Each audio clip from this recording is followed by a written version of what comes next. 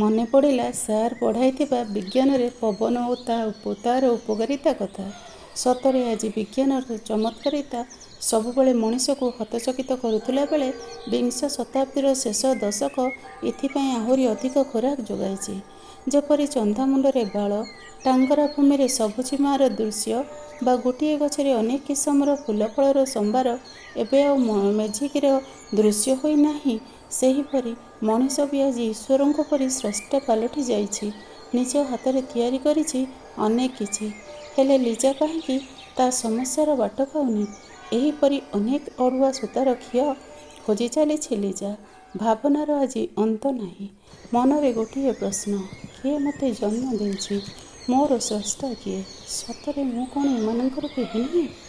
କ'ଣ ଲାଗି ସେ ଲୋକଟା ମୋତେ କହିଲା ନିଜର ନୁହେଁ? ଆଉ ମା' ବି କ'ଣ ପାଇଁ ମୋତେ କହିଲା ଯେ ତୋତେ ପ୍ରତିଶୋଧ ନେବାର ଅଛି? କି ପ୍ରତିଶୋଧ? କାହାଠାରୁ ନେବି? ପୁଣି କାହିଁକି? ଏମିତି ଅନେକ ଗୁଡ଼ାଏ କଥା ତା ମନକୁ ଆନ୍ଦୋଳିତ କଲା। ସ୍ଥିର ହୋଇ ବସିପାରିଲା ନାହିଁ। ମୁଣ୍ଡ ତାର ଘୂରାଇ ଦେଲା। ବସିଲା ଜାଗାରୁ ଉଠି ପଡ଼ିଲା। ରୀତା ଦେଖିଲା ଲିଜାକୁ ସମସ୍ତେ ଦେଖୁଛନ୍ତି। ତେଣୁ ତାର ହାତ ଧରି ବସାଇ ଦେଲା। ଆଉ କହିଲା, କ'ଣ ହେଲା? ଏମିତି ଠିଆ ହୋଇ ପଡ଼ିଲୁ ଯେ? କ'ଣ ଘରକୁ ଯିବା? ଲିଜା କହିଲା, ହଁ। ତେଣୁ ରୀତା ତାକୁ ନେଇ ଘରକୁ ପଳାଇ ଆସିଲା। ଅନ୍ଧାର ରାତି ସାଙ୍ଗକୁ ଗହଳିଆ ଗଛ ମଝିରେ ଅଙ୍କା ବଙ୍କା ଏହି ଗ୍ରାମୀଣ ରାସ୍ତାଟି ବଡ଼ ଡରୁଆ ଲାଗୁଛି। ତଥାପି ଘର ପାଖରେ ହୋଇଥିବାରୁ ଦୁହେଁ ଚାଲି ଆସିଲେ। ଦେଖିଲେ ଦୁଆର ଖୋଲା ଅଛି। ମା' ତାର ଶୋଇଛି। ଭିତରେ ଲଣ୍ଠନଟା ମିଞ୍ଜି ମିଞ୍ଜି ହୋଇ ଜଳୁଛି। ରୀତା ଲିଜାକୁ ନେଇ ଧୀରେ ଧୀରେ ଭିତରକୁ ଗଲା। ଅଚାନକ ଲିଜାର ହାତ ଟେବୁଲ ଉପରେ ଥିବା ଗ୍ଲାସଟା ଦେହରେ ବାଜି ତଳେ ପଡ଼ିଗଲା। ଅହଲ୍ୟା ଧଡ଼ପଡ଼ ହୋଇ ଉଠି ପଡ଼ିଲା। ଆଉ କହିଲା, କିଏ ରୀତା କି? ରୀତା କହିଲା, ହଁ ମା', ଆମେ ଆସିଗଲୁଣି। ଅହଲ୍ୟା କହିଲା, ହଉ ଯା, ଜାମା ବଦଳାଇ ଟିକେ ଶୋଇପଡ଼।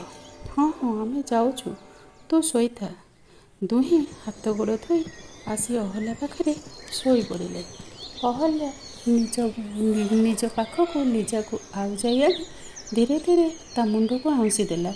ସ୍ମୃତିର ଅତଳ ତଳୁ ଭାସି ଉଠିଲା ଲିଜାର ମନ। ସର୍ବାଙ୍ଗରେ ଖେଳିଗଲା ଛୋଟ ଗୋଟିଏ ଦୋଳନ।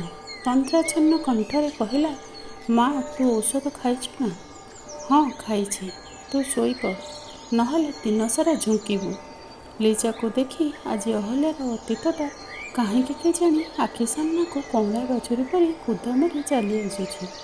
ରାତ୍ରିର ଅନ୍ଧାର ସିନା ଅପସରି ଯାଉଛି, ହେଲେ ଏ ନିଷ୍ଠୁର ଅତୀତଟା ତା ମନକୁ ଦୋହଲାଇ ଦେଉଛି। ସ୍ୱାମୀ ଚାଲିଗଲା ଦିନରୁ ଏହି ହାତରେ ହାଡ଼ଭଙ୍ଗା ପରିଶ୍ରମ କରି ସେ କେତେ କଷ୍ଟରେ ଏମାନଙ୍କୁ ବଡ଼ କରିଛି। ଆଜି ଯେତେବେଳେ ଏମାନେ ଖୁସି ବଦଳରେ ଦୁଃଖୀ ହେଉଛନ୍ତି, ସେ ମା' ହୋଇ କେମିତି ସହିପାରିବ? ଛାତି ଭିତରଟା କାହିଁକି କେଜାଣି ଘାଣ୍ଟି ଚକଟି ହେଉଛି। କେମିତି ପଚାରିବ? ଆଉ କ'ଣ ପଚାରିବ? କିଛି ବୁଝିପାରୁନି। ବାରମ୍ବାର ଚାହିଁଛି ଦୁହିଁଙ୍କୁ। ଦୁହେଁ ଶୋଇଛନ୍ତି ନିଘୋଡ଼ ନିଦରେ। ଏଣେ ରଜନୀ ରାଣୀ ତାର କେଶକୁ ସଜାଡ଼ି ବିଦାୟ ନେବାକୁ ପ୍ରସ୍ତୁତ ହେଲାଣି।